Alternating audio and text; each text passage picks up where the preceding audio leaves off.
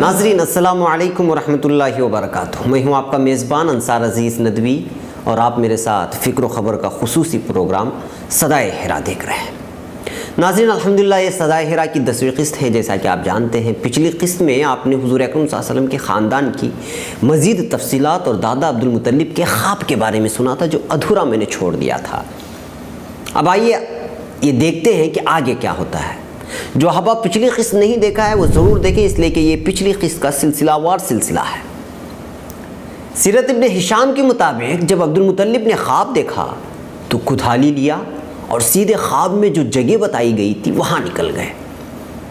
ان کے ساتھ اس وقت ان کا لڑکا حارث تھا اور یہ اکیلے لڑکے تھے۔ اس وقت جب کھدائی کرنا شروع کیا تو خواب کے مطابق یعنی خواب میں جو چیزیں بتائی گئی تھی سب چیزیں ایک ایک کر کے سامنے آنے لگی تو عبدالمطلب نے زور کا ایک نعرہ لگایا۔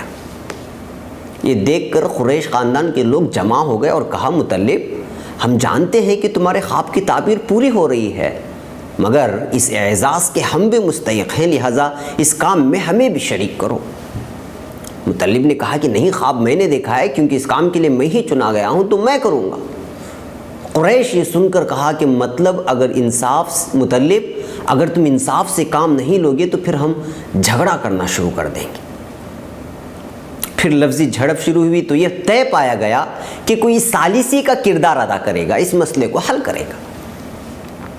اور ثالثی جو بنائی گئی وہ اس وقت کی مشہور کاہنہ جو بنی سعد حزیم کی تھی اور وہ شام میں رہا کرتی تھی۔ جی ہاں، ملک شام آپ تو جانتے ہیں، جی ہاں یہ وہی شام ہے جہاں آج کل بشار کی ظالم فوج نے ہتھوں سے خون کی ہولی کھیل رہی ہے، وہی شام۔ بہرکیف جب فیصلہ ہوا تو عبدالمطلب اور عبد مناف اور قریش کے قبیلے سے ایک ایک شخص ساتھ مل کر کاہنہ کو ملنے نکلے، یعنی شام کی طرف چل دیے۔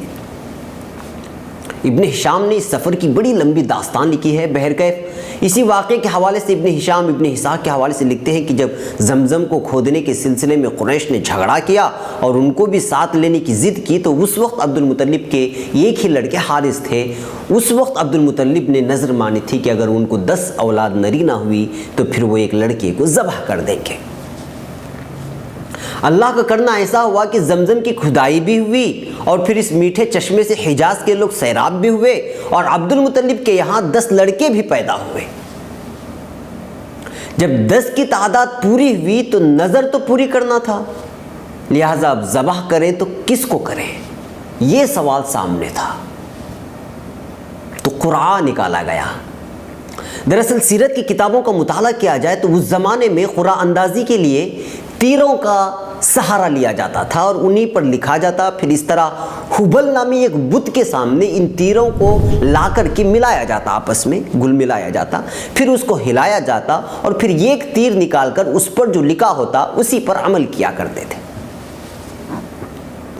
تو اب یہاں بھی یہی طریقہ اپنایا گیا۔ سیرت کی کتابیں کہتی ہیں کہ عبداللہ جو آپ صلی اللہ علیہ وسلم کے والد تھے وہ عبدالمطلب کے بڑے چہیتے بیٹے تھے اور سب سے زیادہ لاڑ کیا کرتے تھے 10 بیٹوں میں۔ جب قرعہ اندازی کا وقت آیا تو عبدالمطلب تیروں کو ہاتھ میں لے کر حبل کے سامنے کھڑے ہو گئے اور دعا کرنے لگے کہ عبداللہ کا نام نہ آئے، اور بار بار دعا کرے تھے کہ عبداللہ کا نام نہ آئے۔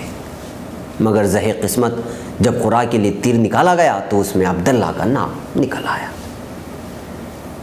جیسے ہی عبدالمطلب نے عبداللہ کا نام دیکھا تو جگر تھام کر بیٹھ گئے، مگر نظر تو نظر تھی، پورا کرنا تھا۔ چنانچہ عبداللہ کو لیا اور اسعاف اور نائلہ نامی جگہ کے پاس آئے اور چھری لے کر ذبح کرنے کا ارادہ کر لیا۔ اس وقت عبدالمطلب کے دوسرے بیٹے جو 9 بیٹے تھے وہ اصرار کرنے لگے کہ آپ ایسا نہ کریں۔ اتنے میں قریش کے لوگ بھی دوڑے ہوئے آئے، کہنے لگے کہ عبدالمطلب کیا کرنے جا رہے ہو، اگر ایسا کرو گے تو اگلے دنوں میں ہر کوئی اپنے بیٹے کا ذبح کرے گا، نظر مانے گا، اس طرح پھر نسل باقی نہیں رہے گی۔ پھر لوگوں کے اصرار کے بعد لوگوں نے رائے دی کہ ایک عرافہ یعنی غیب کی باتیں جاننے والی ہے، اس کے پاس جا کر کوئی حل نکالتے ہیں۔ چنانچہ لمبی گفت و شنید کے بعد عرافہ نے ایک دن کے وقفے سے ان کی رہنمائی کی کہ آپ اپنے علاقے چلے جاؤ اور پھر ایک جگہ 10 اونٹ رکھو اور ایک جگہ عبداللہ کو، پھر ان دونوں پر قرآن نکالو، اگر عبداللہ کا نام آئے تو 10 اونٹ بڑھاتے جانا حتیٰ کہ اونٹ کے نام پر قرآن نکلے، اور جب اونٹ کے نام پر قرآن نکلے تو ان کو ذبح کر دینا، جتنا گناہ بڑھاتے جاؤ گے جتنے مکمل ہوں گے اتنے اونٹ کو ذبح کرنا ہوگا۔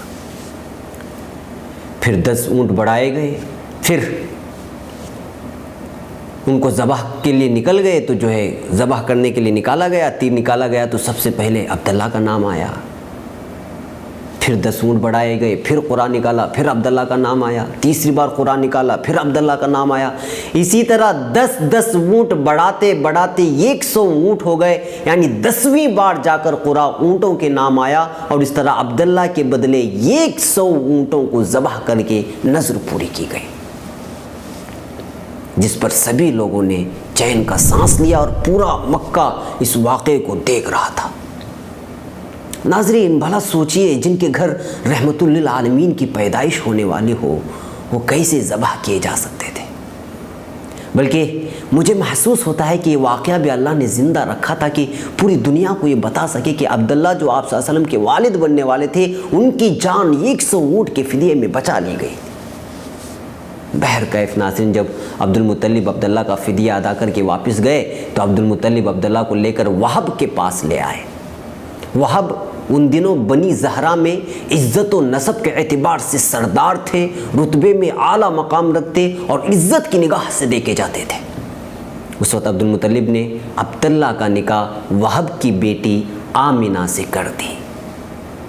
حضرت آمنہ قریش کے خاندان میں افضل ترین خاندان سے تعلق رکھتی تھی، ان کا بھی نسب فہر تک جا ملتا تھا، جیسے آمنہ بنت وہب بن عبد مناف بن زہرہ بن کلاب بن مرہ بن کعب بن لؤی بن عالب بن فہر۔ اس طرح دیکھیں تو آپ صلی اللہ علیہ وسلم کا ماں اور باپ دونوں کا خاندان اعلیٰ حسب و نسب کا تھا اور کئی پشتوں پر ایک ہی ساتھ جا کر کے ملتا تھا۔ ناظرین اس ہفتے مجھے یہاں اجازت دیں، اگلے ہفتے میں اسی کڑی کو آگے بڑھاتے ہوئے آپ صلی اللہ علیہ وسلم کی پیدائش اور دیگر کچھ حقائق لے کر آتا ہوں۔ آپ فکر و خبر کے ساتھ جڑے رہیں۔ السلام علیکم ورحمۃ اللہ وبرکاتہ۔